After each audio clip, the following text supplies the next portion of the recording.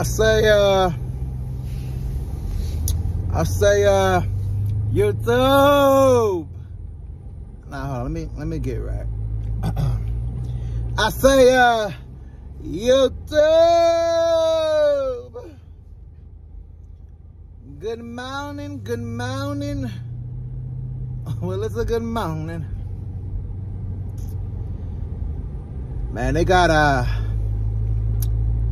the market down. Don't get scared now. Man, they got the whole economy down, but don't get scared now. If it's your first time rocking with the bull,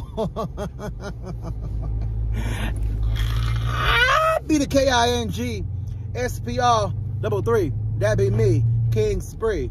And you locked in one of the realest hits, yeah, man. Reporting live from Sin City, Las Vegas, Nevada. The weather about 73 degrees outside. Not a cloud in the sky, praise to the Most High. And baby, you've been so patient all year long. You've been hearing me talk about this project we working on. Baby, that mixtape coming soon.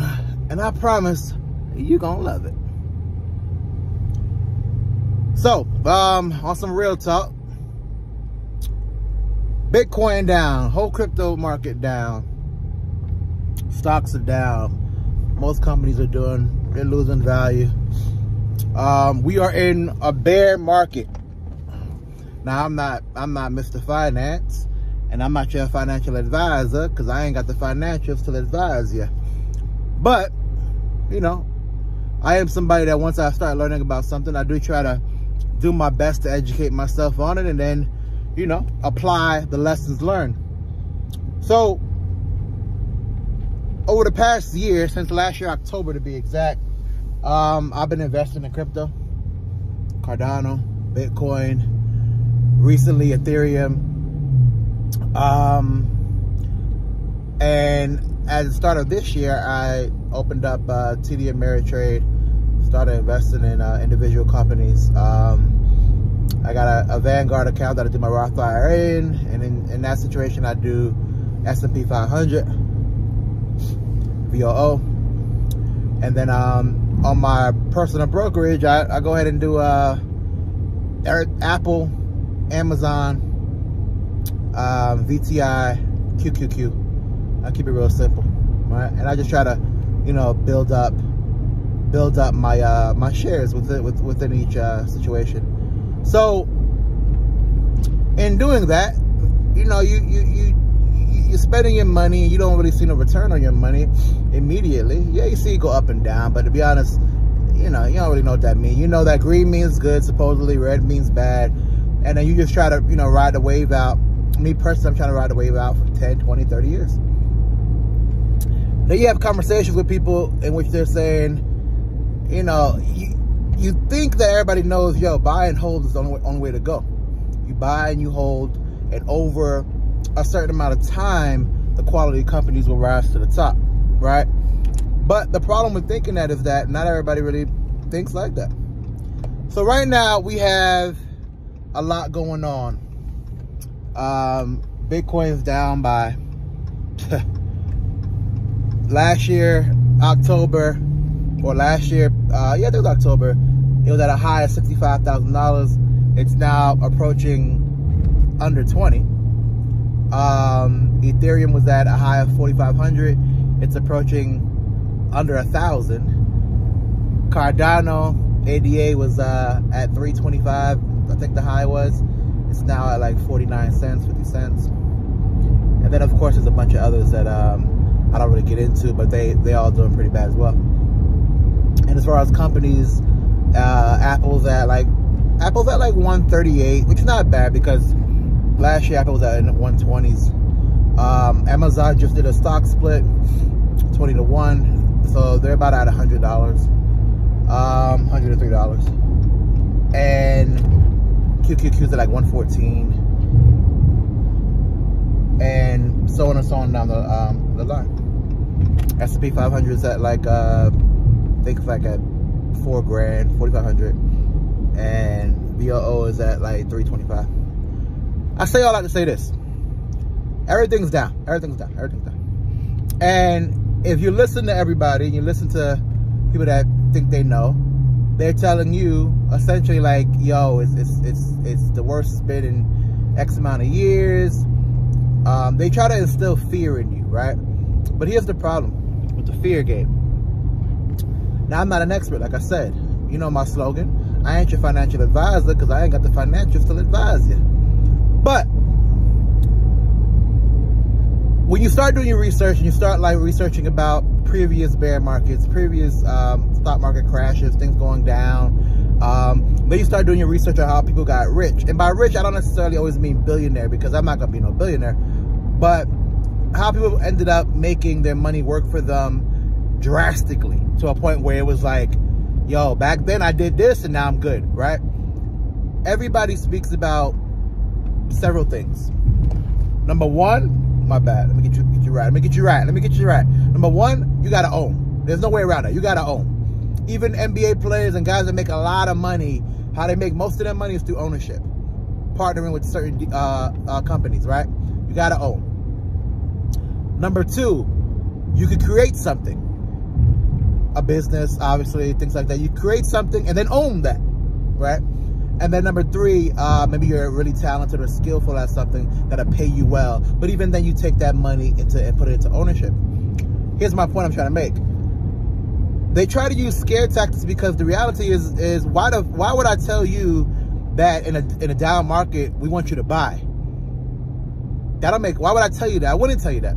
I would tell you in a down market, you should be selling. In a down market, you should worry about your liquid value now. In a down market, you should worry about where you are now. You're living check to check. Why take the extra $300, $400, $500 and put it into the market, put it into crypto? Why do that? Keep that, bruh. Hold on to that. Put that in a savings account. Go spend that. You can't take this money with you. I'm not going to tell you to put it into the investments when things are down. I don't want you to buy products. I don't want you to buy assets while they're down. That's how we got rich. I can't afford for you little nigglets to fuck around and get this money. Sorry for the vulgar language, but trust and believe, that's how they think. I can't trust for y'all to get this money, man. Like, you thought it was an accident we didn't put this shit in the fucking books? You thought it was an accident that we didn't teach y'all about this shit? Y'all thought it was an accident we didn't teach y'all how to read or write? You thought it was an accident you never got your 40 acres and a mule? You thought it was an accident that the hierarchy is presented the way it is? We got the racism embedded in the community. Systemic racism. We got claws. We got claws and things within the community that's going to make it so that you don't ever get up out of here. We're going to push education. Hey, you know y'all got to get smart, right? But go ahead and take a $100,000 loan. Try to get that same $100,000 loan at 18 years old for a business. You got your fucking mind. You think we're going to let you create something and own something?